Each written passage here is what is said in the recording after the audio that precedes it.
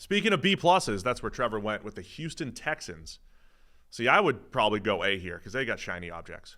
They got all the shinies. You're a big shiny object. Love the shiny objects. We got to go back on all my shiny object takes. It's the desk currently being adorned by awards we didn't win. Yeah, look at this. I got a belt. Anyway, they got Stephon Diggs. They did. That's good.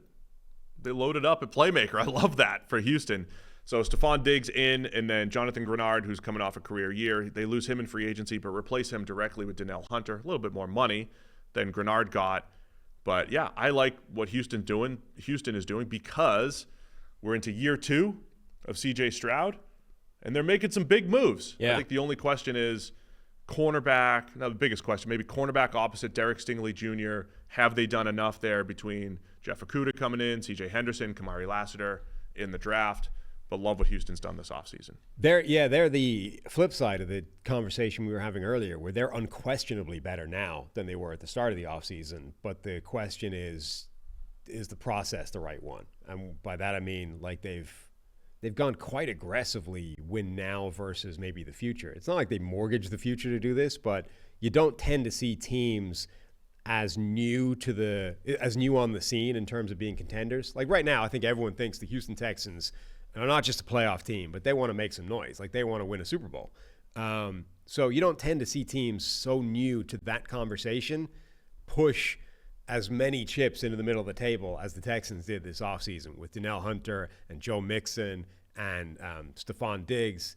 And yet they have done it. So they're way better than they were. But the question is that the right approach? And is the process the correct one, or did they go a bit too aggressive with the sort of excitement of being new on the scene? I think you can give them the benefit of the doubt. It's not like, as I said, they haven't mortgaged the future.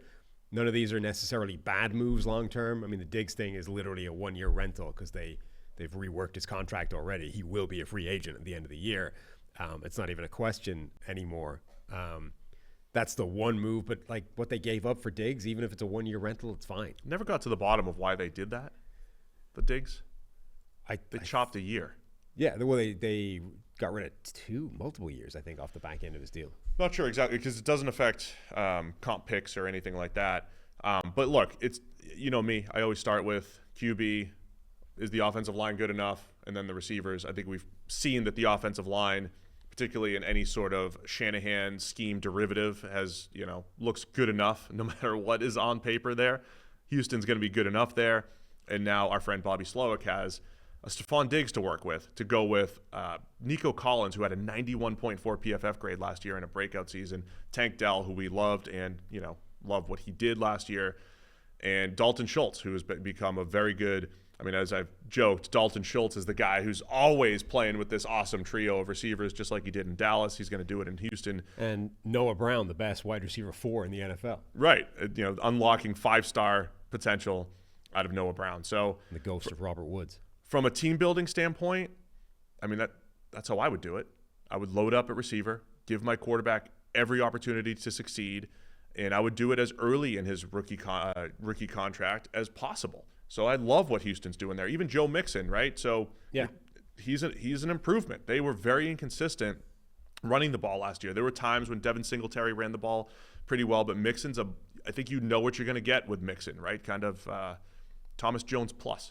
At this point in his career, he's going to get what's there and maximize what you have there. I don't think he's great, but he's solid at running back. That's an improvement. Danielle Hunter opposite Will Anderson. Danico Autry, I think, was maybe for the money for a 34-year-old, maybe a lot, but Autry's been a really versatile player through the years. So lots to like about what Houston has done from a team building standpoint. Like I said earlier, just a matter of finding that cornerback too.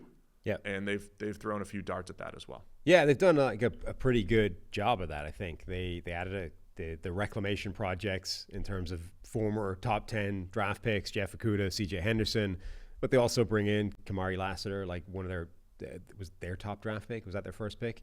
Was on that position as well. So they've thrown the darts at it. They've done a reasonable job of trying to blanket as many players and options at that spot as they can get.